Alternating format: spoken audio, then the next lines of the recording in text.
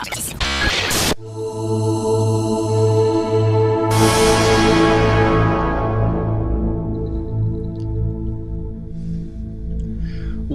to Waldorf College. I'm Mark Newcomb, and this is COM 1020, Unit number 1.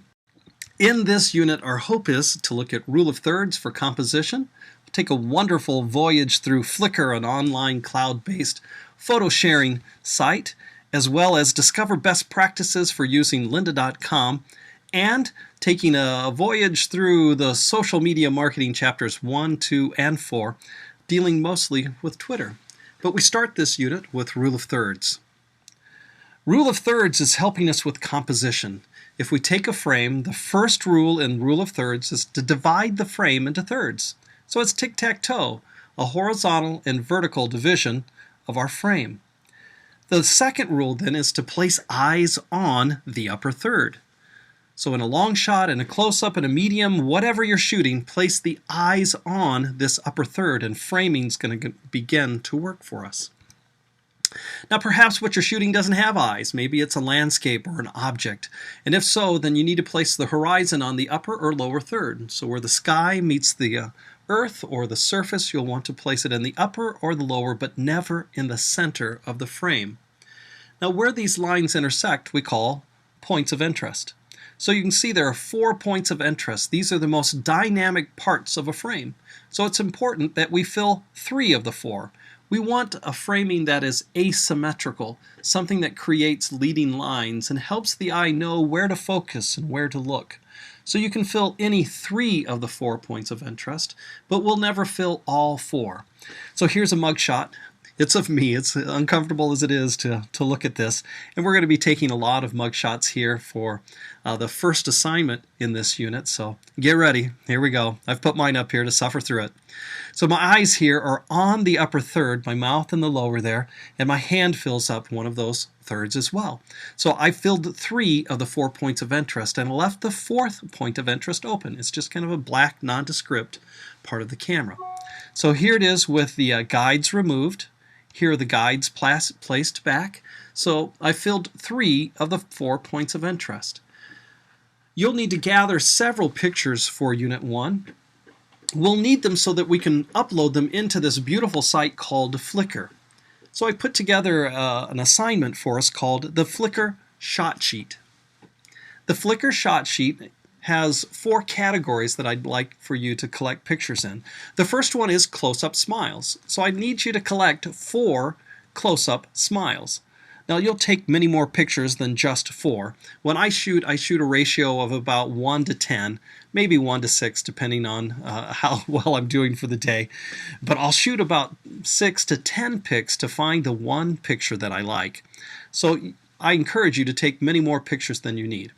Now I understand that I'm asking you to take pictures of yourself, which is impossible, that you're going to have to recruit some help, and hopefully you have a kind friend or a significant other who's willing to participate in this education with you, especially through Unit 1. But these are assets that we're going to gather, and we'll use them all the way through Unit 8. So it's important that we gather them now. These assets are going to help improve and give some depth to our digital footprint. So you need 4 close-up smiles. You'll need 4 working business. My hope is that your business shots show you in the line of work or possibly in the environment of where you hope or aspire to work, or possibly this is where your career already is. For me, that's videography and post-production audio and editing and a little bit of radio there as well. So I need you as well to do 4 close-up playful. Now playful, my hope is for them to be a little more vulnerable, to show a little bit behind the screen, something that's not so corporate, that they have personality. And for many of you, this may be the easiest thing for you to shoot. But for some, maybe this is a part of something that's difficult, to be vulnerable in front of a camera. The 4th category then is called Camera's Choice. And what I chose for my own was to shoot facilities. We've got beautiful facilities here at Waldorf College, and it's been a large part of my career to be able to dream these up and to gather funding and then to physically get to build and put them together and try to leverage them for our own courses. So that's what I chose for my Camera's Choice. I chose 8 pics that show facilities that I've created here at Waldorf. Now Flickr is a wonderful online photo sharing site. So let's take a look at some of the advantages. When asked what should be saved in a fire, along with family and pets, people often choose photos. If photos mean a lot to you, it's time to learn why keeping them on the web makes sense. This is online photo sharing in plain English. As you know, cameras and photography have changed. What used to appear on paper now appears on computers and phones. No matter the format, we still love our photos, and now they have new powers. But first, let's be practical. These days, a fire may not be your biggest worry. A computer failure can destroy thousands of memories. You can avoid this by keeping your photos backed up on the internet. A number of sites make it inexpensive and easy for you to upload your photos for safekeeping. Now, because photos can be uploaded to a website, all sorts of cool things are possible. To make our point, let's look at the old way. You visit the Grand Canyon and take beautiful photos. You get them developed, and a few days later add them to a photo album that sits on a shelf. Few people see them, and it's a pain to find a specific photo in all those albums. Boo! Now, let's look at the new way, with a popular service I use called Flickr. You visit the Grand Canyon and take beautiful photos with a digital camera. Once you're home, you move the photos onto your computer and then upload them to the Flickr website. You just click Upload, find the photos on your computer, and upload them to the web for safekeeping. Ah, sweet peace of mind. Yay! But it doesn't stop there. You need to make sure that it's easy to find photos in the future. Along with adding titles, you can add keywords or tags that describe the photo. You might use tags like Grand Canyon, Arizona, Park, Scenery, 2007 to describe this photo. Each of these tags becomes a way for you to find photos in the future. Just click a tag and 1,000 photos become a few related ones. Now, once your photos are online and findable, it's time to look at another fun part of online photo sharing, the actual sharing. You can choose to make your photos public or private. It's up to you. Private is like a photo on your wall. Few see it. But public is like taking your photos to a party. They become a representation of you and offer a way to make friends. So, try sharing your online photos with the public. Here's what to expect. Friends and even strangers may leave comments on your photos. You can see which of your photos are most popular, and you may even discover that you're more motivated to take photos because you want to share them with the world. So, photo sharing sites like Flickr do two things really well. One, they keep your photos safe, organized, and findable. And two, they make photo sharing fun by making photos social. At the very least, back up your photos online. But if you're ready for fun, open your photos to the world and start to feel the love. I'm Lee Lefevre, and this has been Online Photo Sharing in plain English. So the advantages of Flickr, of online photo sharing. The first is, it's safe. It's a way to back up your photos, to store them on a cloud, and if you were to lose your computer or it were to fail, you'd know that you could always find them in the cloud. You're able to organize your photos, to label and group them together. It's searchable. You can use keywords and tags to make these photos things that you can search. Can be a part of your grouping as well. And they're social. You can choose to make your photos public or private and allow people to comment and share your photos with others. That's a part of accessible to me as well, is that I can get them anywhere I'm at. If I'm out presenting or away from my computer and someone needs a photo, I can always send them to Flickr and they can pull it down. So Flickr, what a beautiful online photo sharing site. The assignment for Flickr, here it is. You'll need to you need to gather your Flickr shot sheet. Get all of those pics organized and get them on. Because we're about to load up images into Flickr. That's what we're going to do next. We'll actually open up Flickr. So you'll need your shot sheet first. Then we're going to upload your images to Flickr to its photo stream. Then we're going to organize the Flickr sets so that they match the shot sheet. Are you ready? All right, let's do it. Let's hop onto the computer here, and I'm going to sign into Flickr. That's Flickr without an E. It's got an R. I'm going to sign in here and see how fast the internet's screaming today. That was pretty quick. So here's Flickr with a lot of advertisements, and notice that there's a beautiful pink button down here that says Sign Up Now. So that's what I'm going to do. I'm going to sign up. Let's give it a click, see where it goes. It takes me to Yahoo sign in. Yahoo owns Flickr. And you can see I've already got a Yahoo ID here, and they'd love for me to sign in there, but I don't use my Yahoo ID very much. So I've also got a choice of Facebook, or I can use Google, which is Gmail, or I can come down and create a new Yahoo ID if I choose. Now, I use Google for most of the things in Gmail, so I'm going to go and I'm going to click Gmail. That's how I'm going to choose to sign in. For this course in Gmail, I already have a Gmail course called CommGods that I set up. So in it, I'm going to create my password here, or I actually already have one. See if I can type it in. Fat fingers get it right. Let's find it out. I'll sign in.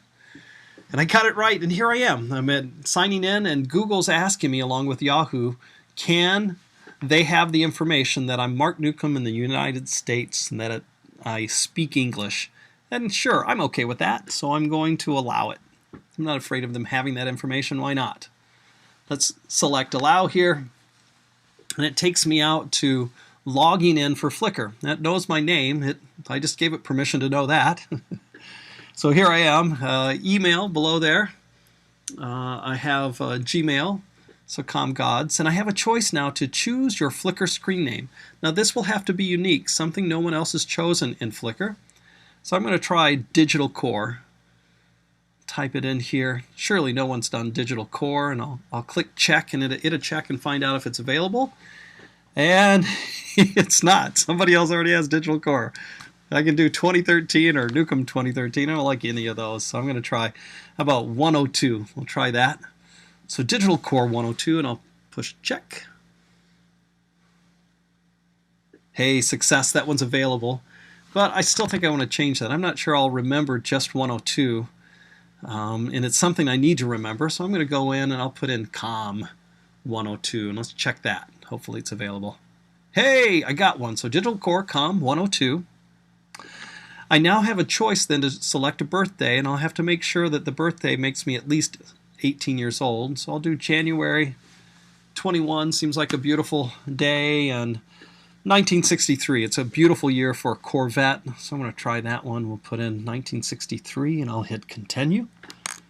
So let's give that a try. And let's see, internet, let's go. We can do it. Look at there. There I am. It says in German, hello, Digital Core COM 102. And every time you log into Flickr or reload this page, you'll find it gives you a new language for hello, and it explains it below.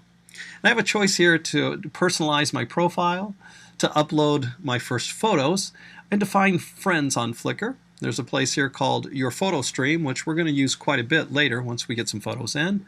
And their contacts and explore places. There are all kinds of things to this site. I also, I can go straight to upload photos and videos, but that's not what I'm after right now. What I'd like to do is, here's how we get started. I think that's the best approach. So let's go through, and I'll click on Personalize Your Profile. That seems to make the most sense.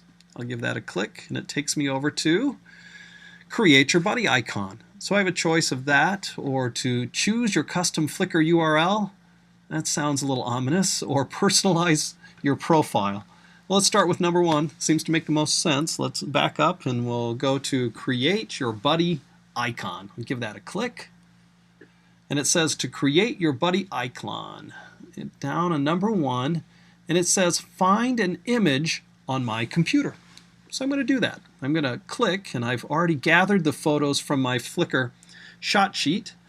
I put them in a folder here. I'm going to choose. Let's go out and go to the desktop, and here I have a folder called Digital Core. Inside of it, I've already organized all of my pics, because that's what I do on a computer.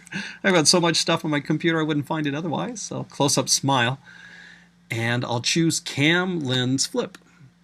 Now notice that it's under 2 megs, and that'll be important. This pic has to be smaller than 2 megs, otherwise my buddy icon won't work. So I'm going to choose this one. I can say upload, so I'll click upload. Notice here it did say it's smaller than 2 meg. And now I have a cropper that's going to help me go through and choose how much of this shot. So I'm going to crop it a little tighter here.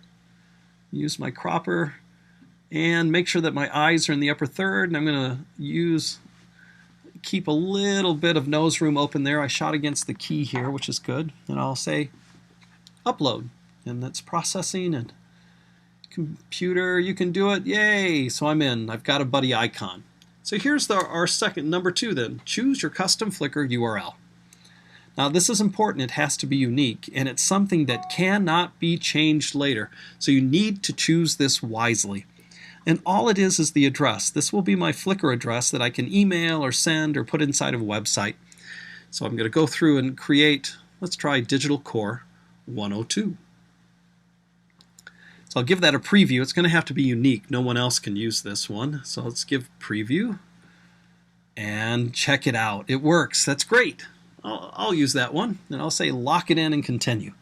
So I have my Flickr URL. That's the address for all my Flickr stuff from here on out. And it takes me to personalize your profile.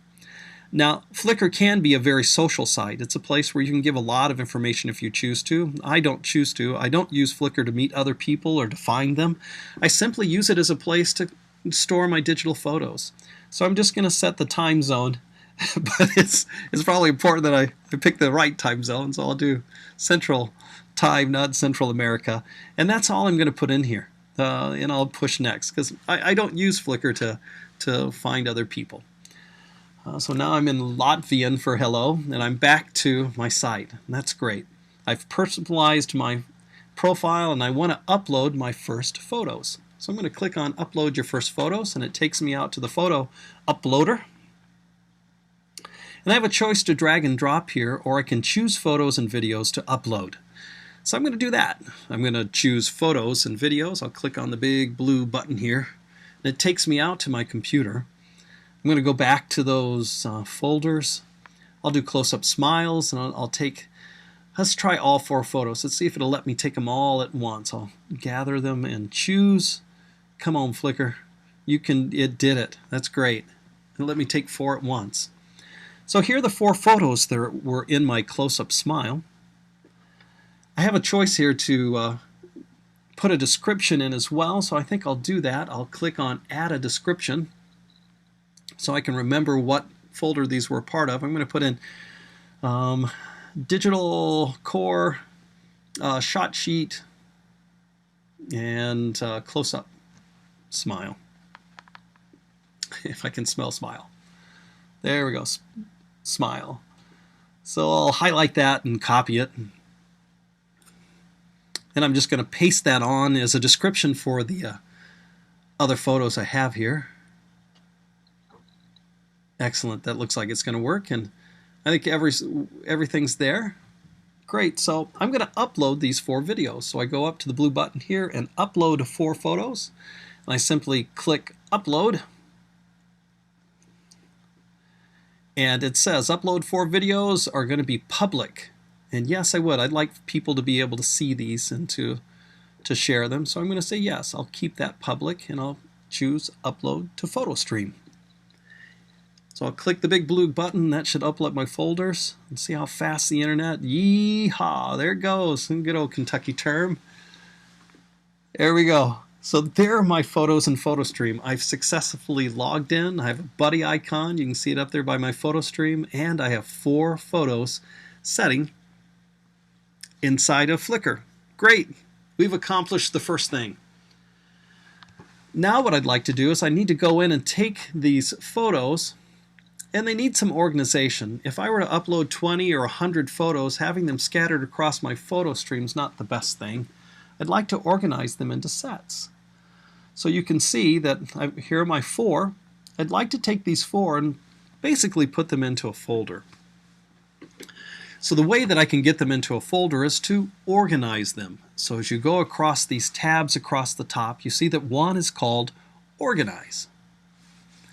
So let's click on that puppy and find out where it takes us. We'll click on Organize.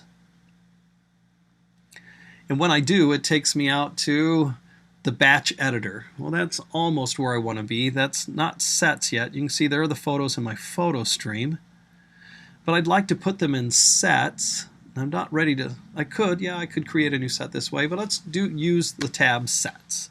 So I click on Sets, and it says Create Your First Set, or drag stuff here to get started. So I'm going to come down here and take these 4 photos. I'll just click Select All. Having selected all, I'll drag them up and into my work area here, and when I do, notice it creates a set. So I don't know, I'll call this Close-Up Smile. Makes sense. That's what the category is. So I'll call this set close-up smile and click Save. And when I do, it starts creating the set for me. So now I have a set with 4 items called Close-Up Smile. So let's go back out to the photo stream and check it out. I'm still in my photo stream, but if I click, you can see over to the right here, I have a thing called Close-Up Smiles. That's pretty cool. Now if I click Sets, check it out. I have a set here.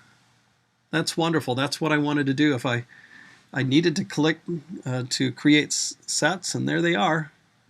I've got sets inside of Flickr. So once I have the photo stream put together here, here's my photo stream. If inside my sets, I just want to show you some other features that happen inside of a photo stream. So I'm going to go through, and here's my set. I just chose to look at sets, and check it out. Here's my set, and I have all 4 pictures there. I'm going to choose to look at my cam lens. Just by clicking on it, I get to see it. So here's the photo, and notice that there's a plus sign up here that says Lightbox. When you click on Lightbox, it blacks out everything and gives you a better representation. And there's a thing here that says View All Sizes. Well, this is one of the cool features of Flickr. Even though I uploaded one huge pic, it has some preset sizes that it will allow me to download. Square, thumbnails, medium. So think of all the places you might want to use this pic. Sometimes you'll need a huge, holy cow, that's big. And sometimes you'll want one that's small and square. So your buddy icon needed to be small and square. So it says download the square 150. If I highlight on the size and actually tell it and click to download, it will download that to the computer for me. So this is how I get things off of Flickr and back onto my computer. So I'm going to step back again and go back to photo, to my photo stream. Here I am, I'm still inside my set. So I'm going to look at sets and go back to sets. And notice here as well, we have a thing called share via email. There's also Facebook and Twitter here if you chose to share it that way. By clicking on it, it will send this set to whoever I choose to. So I'm going to choose to send it to myself just to see that it works. So I'm putting in marknewcomb@waldorf.edu. That dot does not need to be there, but it won't matter. It'll still work. And I'll put in a simple message. Here's my Flickr. I can spell Flickr set. And now about enjoy. And if I send that away, then I will have sent my pics to my email as well. It says, okay, your set has been set. Now there's also a thing here called Slideshow, which I'll encourage you to look at on your own and enjoy. There are many more features inside of Flickr if you choose to use it that way. Just a wonderful free, and I love the idea that it's free because that works for me. Now Flickr will allow you to actually pay for the site as well. You get many more downloads, and you get videos that will allow you to put more videos in if you pay for a purchase. But so far, Flickr free has worked perfect for me. So let's step back out once again and look at your assignment for Flickr. Inside of Flickr, you needed to collect the photos from your shot sheet and make sure that you uploaded those images to Flickr's photo stream and that you've organized the Flickr photo stream into sets to match your shot sheet.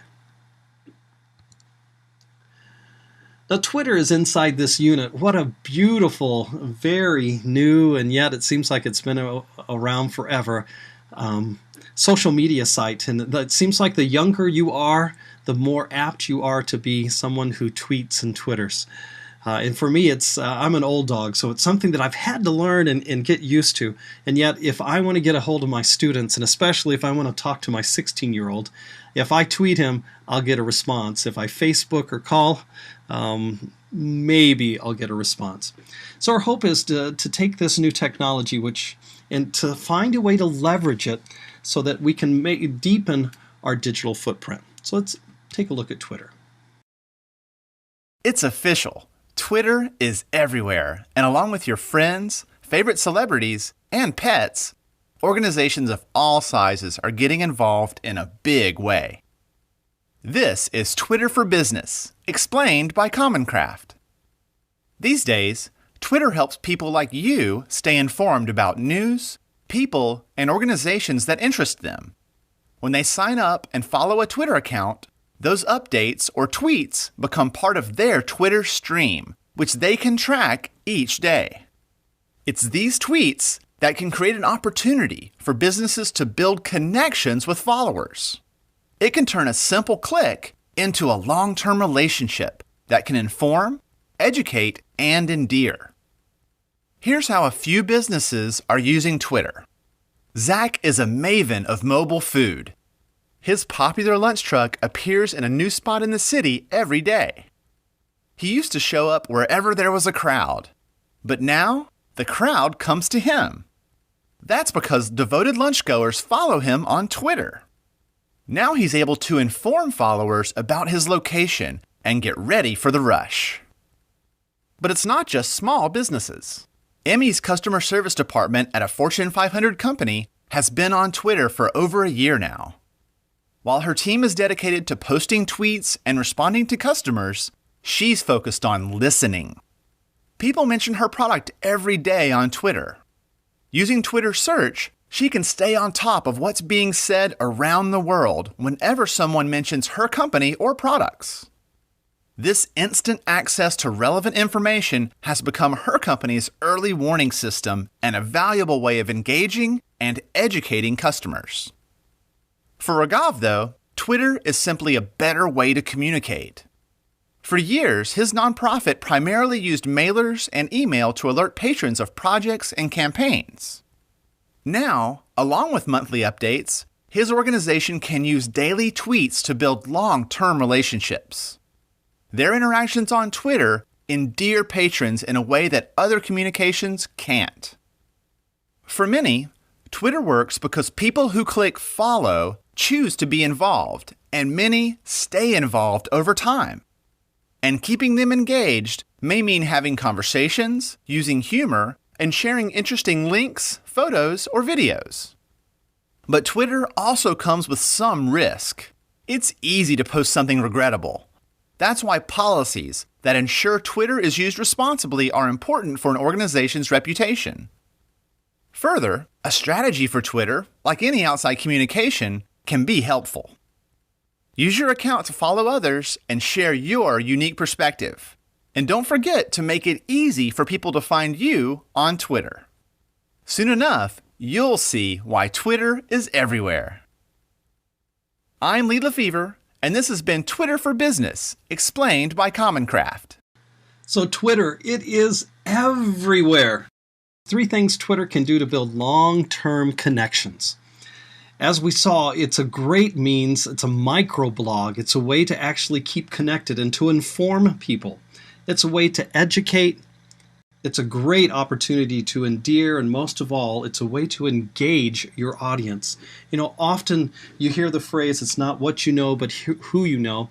And I think really at the core of that, it's who you meet. And Twitter's a great place to meet and to continue to educate and endear an audience so that you keep them engaged in you or your product or your business for future use. So I want to crawl a little bit deeper into this social media thing, the idea of social media and how you market it and how to use it to help deepen your digital footprint. These days, people have new powers. Not that kind. I mean on the web. We can create websites and post messages to the world with the click of a button. Blogs, social networking sites, and Twitter all make it easy. But this power comes with new responsibilities, especially when it comes to the workplace. This is Social Media and the Workplace, explained by Commoncraft. Organizations often monitor what is said about them in the media and control every message that comes from the company. But these days, blogs and social networking sites mean that companies can't keep up. The media has become social. New ways to understand and react to what's being said online are now needed. That's why organizations are beginning to encourage employees to understand and be a part of online conversations. Consider this. Chair Hero has made quality chairs for 20 years. Recently, something happened. One of their chair models was defective and people were falling down. Soon enough, blogs, social networking sites, and Twitter were all writing about their defective chairs. Within 2 days, they were overwhelmed. The company started to panic. What could they do? What will work in this new world? At first, they wrote press releases and posted information on their website. It helped a little, but they could see the conversations were happening elsewhere. They felt powerless, like they had lost control. A potential solution to this problem requires a new way of thinking about company communication. These days, customers want more than just another press release. They want to have an honest conversation with someone from the company, often outside the company website. To make these conversations productive and reduce the risks, companies need to have a few things in place. First, official accounts on popular social media sites. Second, a way to monitor what's being said about them, using services like Google Alerts or Twitter Search. Third, guidelines that give employees clear direction. Let's look at how this works. Silas recently went through Chair Hero's training sessions on using social media. It's now a part of his job to identify and respond to people talking about the company online. Before responding to a recent blog post, Silas goes through a quick checklist. He asks himself, does this need a response? In this case, yes, he can offer valuable information. Is he the right person? Yes, he knows the facts. Does he know the culture? Yes, he knows the blog and what's been said there before. So, Silas decides to get involved. Following the guidelines at his company, he introduces himself as a company representative and provides a short disclaimer. He's careful to speak in the first person and focuses on the subject and not the person. His goal is to be personable, respectful, and never angry. In this case, he may just need to provide a link to clear up the issue and an offer to help in the future. Before posting it, he quickly makes sure no confidential information has been shared. The next day, Silas receives a quick thank you and an added benefit. His response will now be seen by others and even appear in search results. Silas was able to take a risky situation and turn it into an informative message without taking the rest of the company's valuable time. He added value and built trust with customers, and that's the main role of employees using social media, whether it's a crisis like a defective chair model, everyday customer support, or just sharing information. The web is too wide for a company to control every communication, but a company can understand the growing influence of social media and create an environment where employees are empowered to participate and build trust with their customers. I'm Lee Lefevre, and this has been Social Media and the Workplace, explained by Commoncraft. So Twitter is a social media, and one of the great things social media can do for us and our business, if we treat ourselves as a business, is create value and trust. But there are three things that companies must first have in place. The first is official accounts on popular media sites like Facebook and Twitter. We'll also need a way to monitor what's being said. Google Alerts, Twitter, and Hootsuite are all places we can go and actually just listen and try to find out what's happening, who's mentioning us, as well as guidelines to give employees clear directions. A checklist of deciding when to use social media. The first is, does this need a response? Well, yes, if I can offer valuable information. Am I the right person then? Yes, I know the facts. And the last was, do I know the culture? Yes, I know the social media community and what's being said. To know the culture means that you'll need to be a part of Twitter or Facebook and that you've paid attention and listened to how they communicate.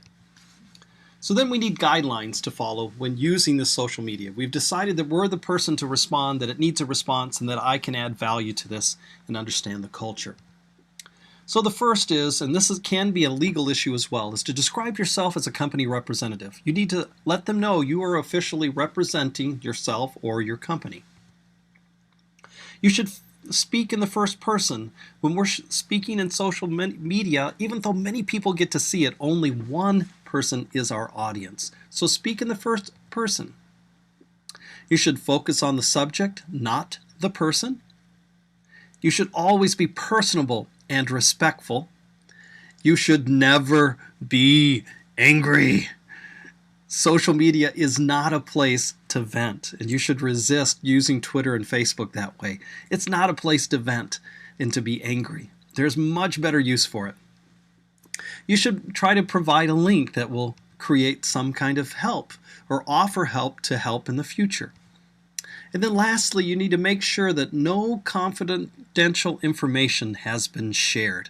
As you look over before you hit the send, make sure that you have knowledge possibly that the rest of the world doesn't have, and make sure that you're not sharing something that you don't want the rest of the world to know.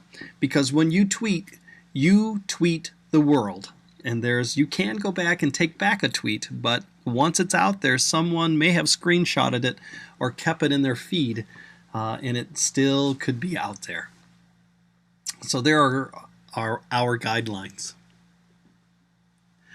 Now, lynda.com is where we're going to go to learn most about Twitter, and throughout this whole 8 weeks, all of our units are going to be using lynda.com. It's a beautiful resource. There's some 7,000 hours of training in lynda.com.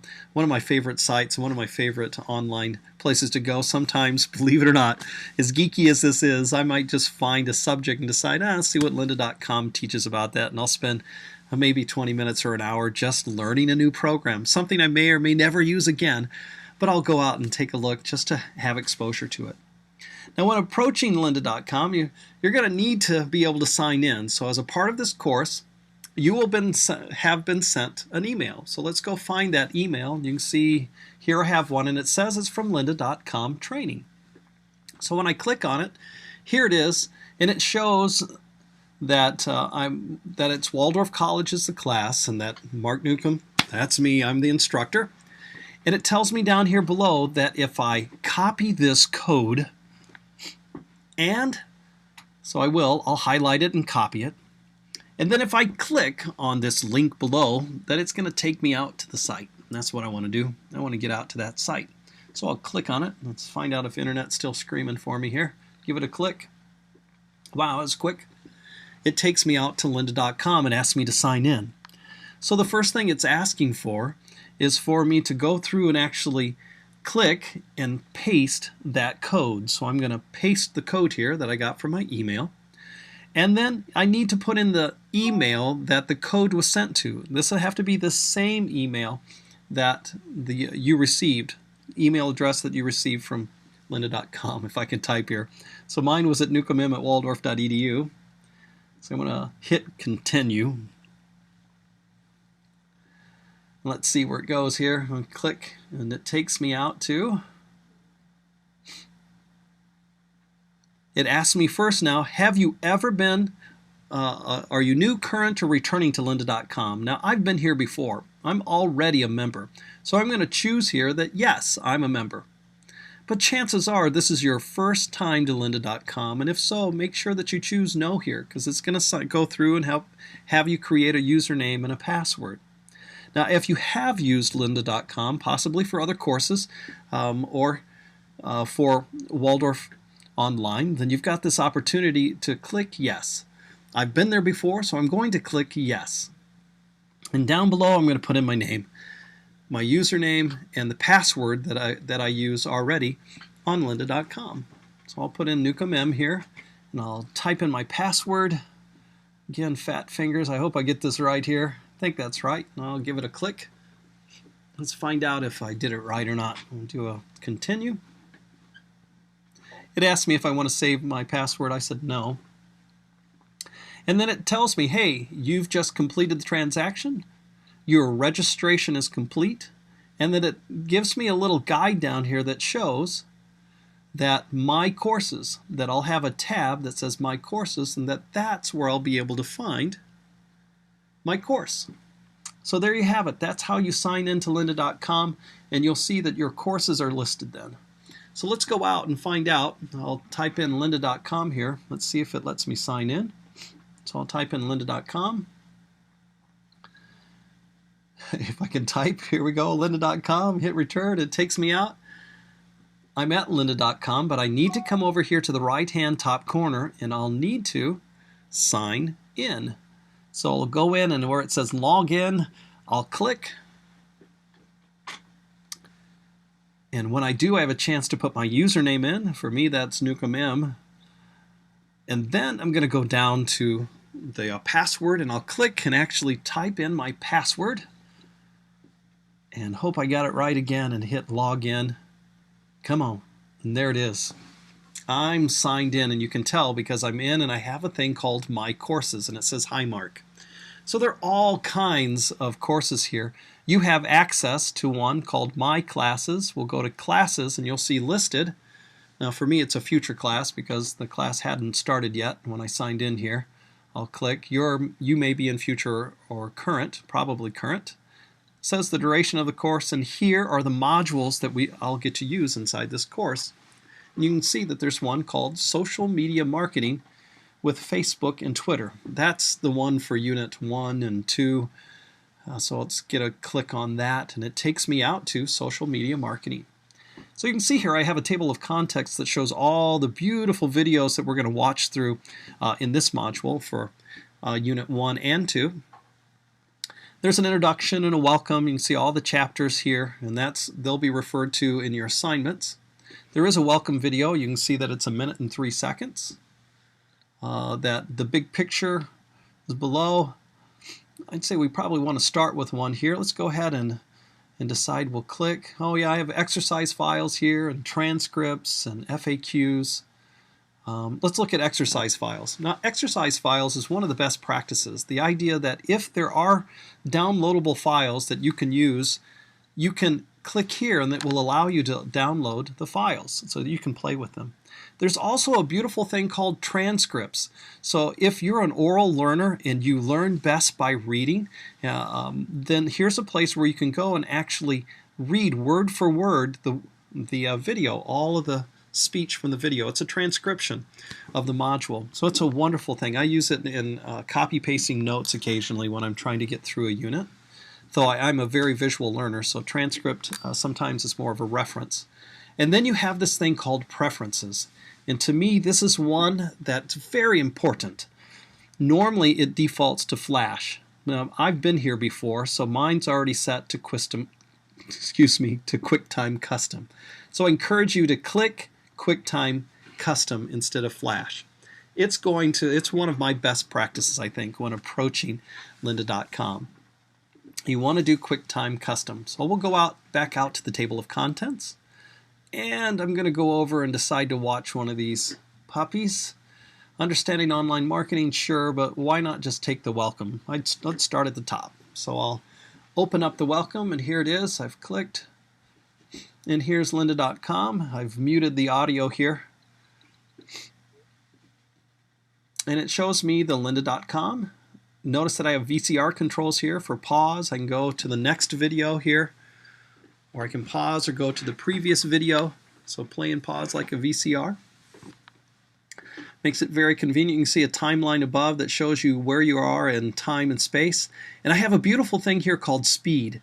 And for me, as I watch lynda.com videos, I watch them in 2x speed because they go much faster that way. And I find that I'm able to consume the information. If I get lost, I can simply pause. So I do 2x speed here, and it helps me get through. So now as I play, it's actually moving much faster. You can see how the seconds are going by really quick now because I'm in 2x speed. I'll pause that. So notice over here as well, I have a chance to, because I'm in custom QuickTime, I can actually go through and make bookmarks, which is a beautiful thing.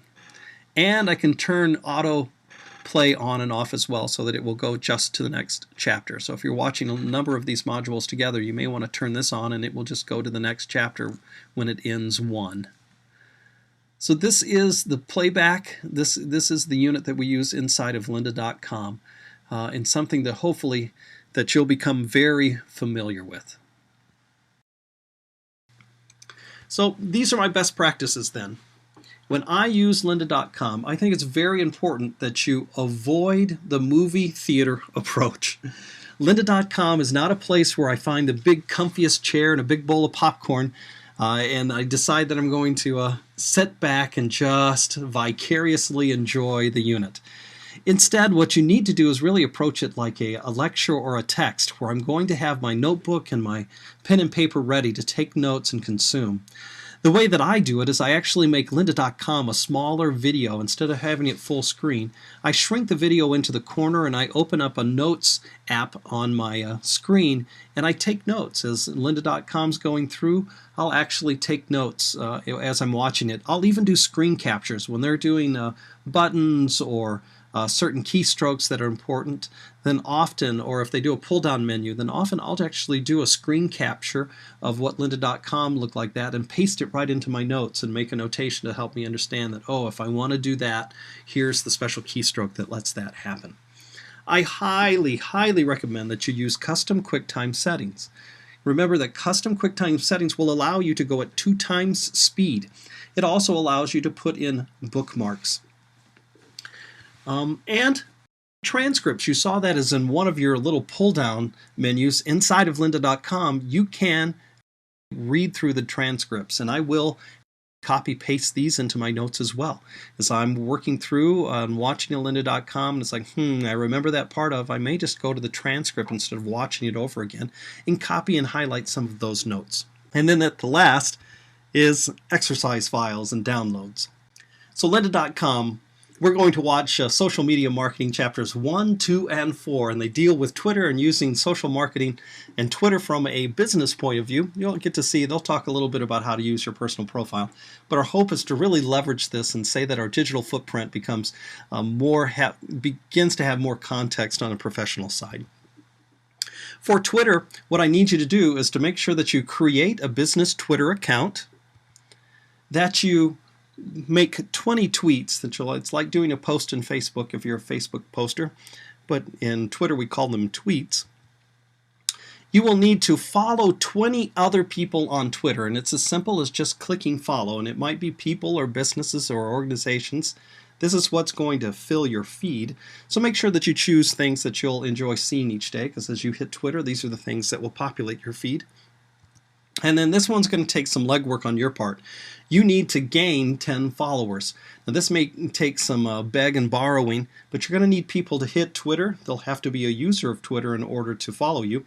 And you need to get 10 followers.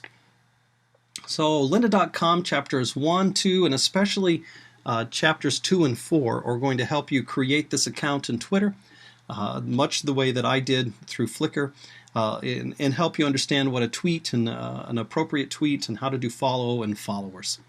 So there's your Twitter assignment for Unit 1. And that is Unit 1. I enjoyed taking the time with you and look forward to seeing you again next week.